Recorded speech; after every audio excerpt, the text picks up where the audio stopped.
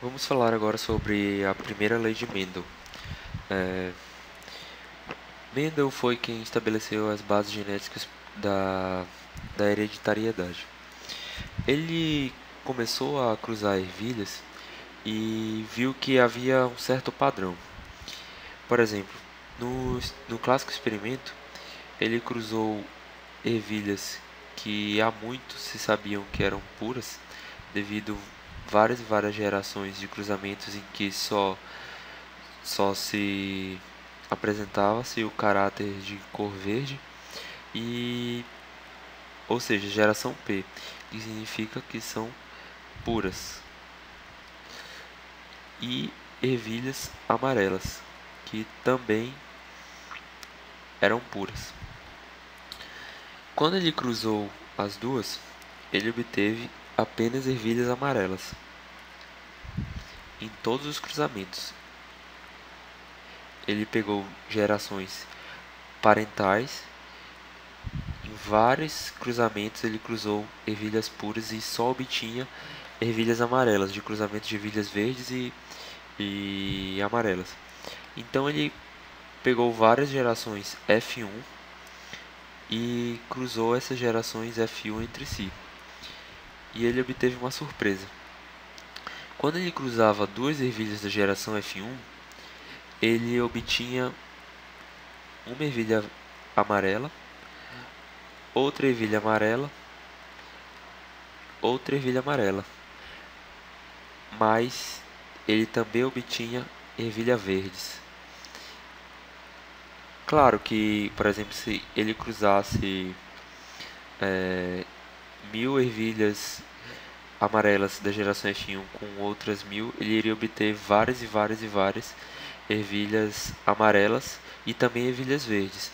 No entanto, ele observou que havia uma proporção nas duas e que essa proporção era de 3 para 1, ou seja, de 3 ervilhas amarelas para uma ervilha verde.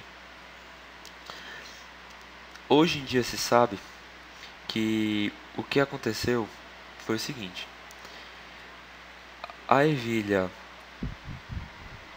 pura verde, nós poderíamos chamá-la por azinho, azinho, enquanto que a ervilha amarela seria azão, azão. Ambas são homozigóticas, ou seja, elas apresentam alelos, que são esses genes,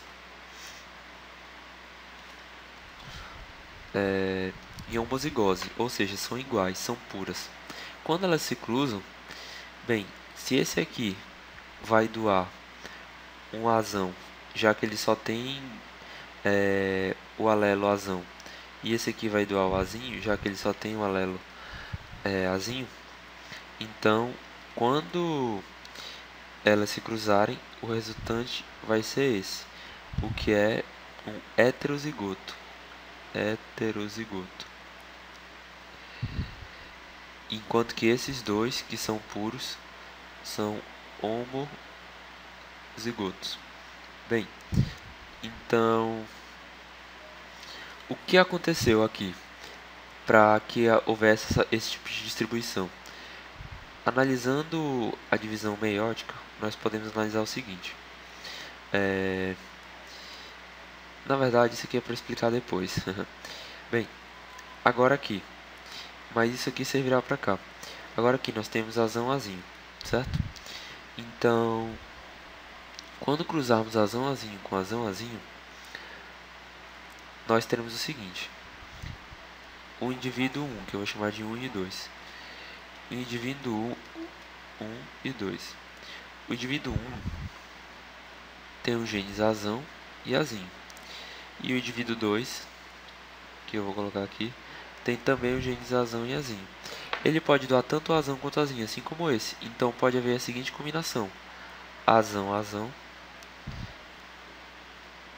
azão, azinho, esse nesse, azinho, azinho, e esse com esse, que dá o azão, azinho, de novo.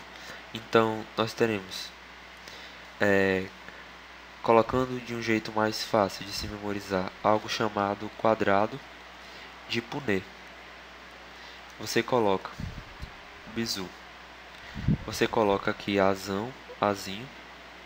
E aqui azão, azinho. Tanto faz a ordem, azinho, azão, azãozinho. Dessa forma você nunca vai errar. Então, azão com azão vai dar azão, azão. Azinho com azão dá azinho, azão. Azinho com azinho dá azinho, azinho. E azinho com azão dá azão, azão. Que foi a mesma coisa que nós chegamos aqui. Então, de todas as possibilidades possíveis, nós temos em proporções iguais azão, azão, 2 azinho, azão e 1 azinho, azinho. Mas, como o azão que eu estou representando aqui é o gene dominante, tudo isso nós vimos na aula de introdução à genética. Então, o indivíduo que portar o gene dominante irá mostrá-lo no seu fenótipo. Então, esse aqui seria o azão, azão, esse aqui seria o azinho, azinho, esse aqui seria o azinho, azinho, quer dizer, o azão, azinho, e esse aqui seria o azinho, azinho. Ou seja, esse seria esse, esses dois seriam esses dois, e esse aqui seria esse. Enquanto que esses, embora por serem heterozigotos, não sejam puros, eles apresentam a característica amarela, de cor amarela, por terem um gene dominante azão. Enquanto que esses aqui são puros. E esse não possui nenhum gene dominante, portanto, mostra os recessivos. Agora vamos para a explicação em nível molecular para essa distribuição de alelos. Bem, numa divisão meiótica, nós teremos o seguinte: essa aqui é a célula somática. O que é uma célula somática? É toda a célula 2N, que é diploide. Então, a maioria esmagadora das células do seu corpo é somática. Quais células não são somáticas, por exemplo? Os gametas. Então, o que acontece? São células reprodutivas. Lá no seu... Bem, dependendo se você é homem ou mulher, né? A célula que vai dar origem à célula reprodutiva vai sofrer o processo de meiose. Então, ao começar a meiose aqui, há a duplicação do número de cromossomos, e vamos tomar como exemplo esse aqui, que é o mais interessante, já que ele é heterozigoto ou impuro. Ele possui um alelo azão e um alelo azinho. Depois que se duplica os cromossomos, ele possui azão, azão e azinho, azinho, já que eles foram duplicados. Aqui estão os centríolos e as fibras do fuso. Bem, na primeira divisão meiótica, esse irá para uma célula e esse irá para outra. Então, a divisão seria assim. Então, há uma célula com azinho, azinho e a outra com azão, azão. Depois, na segunda divisão meiótica, os cromossomos irão novamente serem puxados pelas fibras do fuso. Então, vem azinho para cá, azinho para lá, que na verdade eu troquei aqui, azinho para cá e azinho para lá, e aqui azão para cá, azão para lá. Então, o que acontece? Nós temos que, de uma célula somática portadora dos alelos azão, azinho, ela irá resultar em 4 células, azão, azão, azinho, azinho. Ou seja, os únicos gametas que essa célula poderá dar é um azão e um azinho. Quando essa célula encontrar uma outra célula, digamos que isso aqui é uma célula que deu origem a 4 espermatozoides. Quando ela encontrar um óvulo que, por analogia, sofreu um processo similar, a única diferença é que os núcleos polares se degradaram. Então, quando ela encontrar um óvulo, o que irá acontecer? O óvulo também poderá dar tanto um azão quanto um azinho. E aqui nós voltaremos para essa representação, ou a do quadrado de Punnett.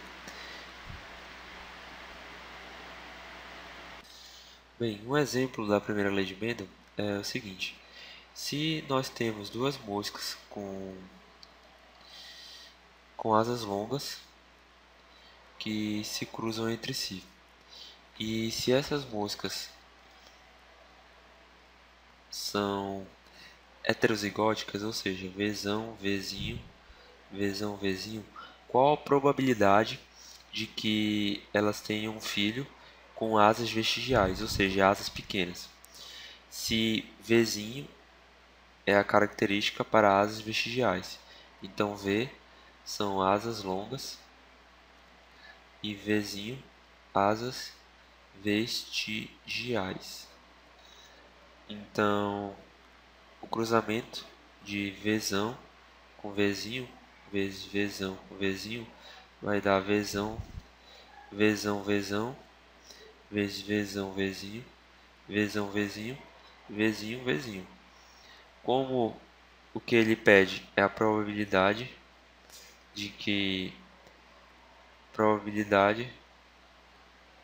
de asas vestigiais, então nós temos que o espaço amostral que ele deu é 4, então nós temos 4 possibilidades possíveis e o que queremos é 1, ou seja, a probabilidade é de 25%, que é igual a 25%.